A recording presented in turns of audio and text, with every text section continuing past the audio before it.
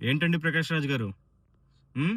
వేరు వేరు సందర్భాల్లో, వేరు వేరు డేట్స్‌లో మీ ట్విట్టర్ అకౌంట్ నుంచి ఏ విధంగా తెలుగులో పోస్టులు పెట్టాలి, సెంటెన్స్ ఫార్మేషన్ ఎలా ఉండాలి, తెలుగులో స్పెల్లింగ్స్ కరెక్టా కాదా అని చెప్పని మీరు ఈ రావణ్‌ని అడిగి తెలుసుకున్నారా?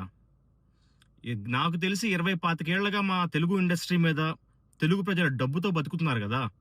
మీకు తెలుగు సినిమాల్లో యాక్ట్ చేస్తున్నారు గదా! తెలుగు సెంటెన్స్ ఫార్మేషన్‌లు రావా?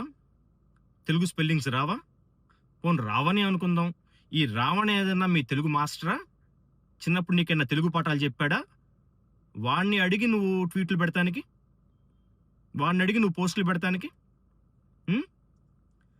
నిన్న నైట్ నిద్ర పట్టిందాండి అసలు మీకు? నేనెందుకు అడుగుతున్నానంటే, నిన్న నైట్ ఈ రావణ అనే వ్యక్తి తను కార్పొరేట్ ఆఫీసుల్లో పనిచేసే సందర్భాల్లో తనతో ఉన్న మిగతా ఎంప్లాయీస్ ఎవరైతే మహిళా ఎంప్లాయీస్ ఉన్నారో వాళ్ళని లోబరుచుకుని, వాళ్ళతో ఇంటిమేట్‌గా ఉంటూ, ఆ వీడియోలు తీసి బ్లాక్‌మెయిల్ చేశాడని చెప్పి కొన్ని వీడియో ఆధారాలు బయటకొచ్చినియి. కానీ కొన్ని పుకార్లేంటంటే, ఆ వీడియో బ్లర్ చేసింది. ఆ రావణ్ గాడితో పాటు ఉన్న ఇతర వ్యక్తిది వీడియో బ్లర్ చేసింది. సో, కొంతమంది అనేదేంటంటే, ఆ రావణ్ ఇంటిమేట్‌గా ఉన్నది మీతోనే, మీకు తనకి మధ్యన జరిగిన సంఘటనే అదని చెప్పని కొంతమంది చెప్తున్నారు. అది నిజమైతే అది మీ పర్సనల్ మ్యాటర్. అది నేను కలగజేసుకోను. అది మీ పర్సనల్ ఇష్యూ అది. It's up to you. కానీ అది వాస్తవం కాదు. ఆ వీడియోలో రావణ్‌తో పాటు ఉన్నది మీరు గాదు, ముద్దులు పెట్టుకుంటుంది మీరు కాదు అంటే గనక దాన్ని వెంటనే ఖండించండి. వర్క్ ప్లేస్‌లో ఈ సెక్షువల్ హరాస్మెంట్‌ని, మహిళల్ని ప్రమోషన్‌ల పేరుతో అదే విధంగా ఇతరితర ప్రలోభాలకు గురి చేస్తూ ఉన్న ఒక కార్పొరేట్ ఎంప్లాయీగా ఉన్న టైంలో రావణ్ చేసిన చేష్టల్ని ముందు ప్రశ్నించండి. ఇంకోటేం చెప్పారు? ప్రభుత్వాన్ని మరియు ప్రతి నాయకుడిని ప్రశ్నించే నాలాంటి గొంతును నొక్కేస్తారని అడుగుతున్నారు మీరు. ఏ ప్రభుత్వాన్ని ప్రశ్నించారండి?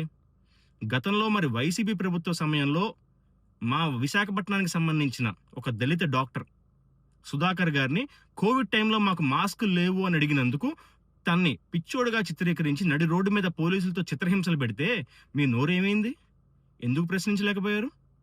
పోనీ గత ప్రభుత్వం వదిలేద్దాం. ఇప్పుడు ప్రెజెంట్ సిట్యుయేషన్‌లో గనక తీసుకుంటే మన పక్క రాష్ట్రం తమిళనాడులో ఒక సిట్టింగ్ డీఎంకే ఎమ్మెల్యే రాధాకృష్ణన్ అనే వ్యక్తిని తమిళనాడు ముఖ్యమంత్రి శ్రీ విజయ్ గారిని, అదేవిధంగా త్రిష గారిని వారిద్దరి గురించి కూడా తప్పుగా మాట్లాడాడు, తప్పుగా ప్రచారం చేశాడనే ఉద్దేశంతో అరెస్ట్ చేస్తే నేటికి బెయిల్ రాలేదు. రిమాండ్‌లో ఉన్నాడు ఎమ్మెల్యే, సిట్టింగ్ ఎమ్మెల్యే. మరి దాని గురించి మాట్లాడండి. ఫ్రీడమ్ ఆఫ్ స్పీచ్ అని చెప్పని తమిళనాడుకెళ్ళి మాట్లాడరండి. ఒక తమిళనాడులో ముఖ్యమంత్రి గురించి మాట్లాడితేనే బెయిల్ రాకుండా ఈరోజు ఒక సిట్టింగ్ ఎమ్మెల్యే జైల్లో ఉన్నాడే, మరి ఇక్కడ ఆంధ్ర రాష్ట్రంలో మేము కొలుచుకునే శ్రీరాముడు గురించి, మా సీతమ్మ తల్లి గురించి తప్పుడు మాట్లాడిన వ్యక్తి పైన కేసులు పెడితే మీకు నొప్పిగా ఉందా? ఇదెలా న్యాయం అండి? నాకు అర్థం కావట్లేదు. ముందు దీన్ని మార్చుకోండి. మీరు జస్ట్ ఆస్కింగ్ అంటారు గదా! నేను జస్ట్ అన్‌మాస్కింగ్. అంటే మీకున్న మాస్క్‌ని తీస్తున్నా. సో, జస్ట్ ఆస్కింగ్‌కి నేను జస్ట్ అన్‌మాస్కింగ్ చేస్తున్నా. కాబట్టి దీనికి ముందు సమాధానం చెప్పండి.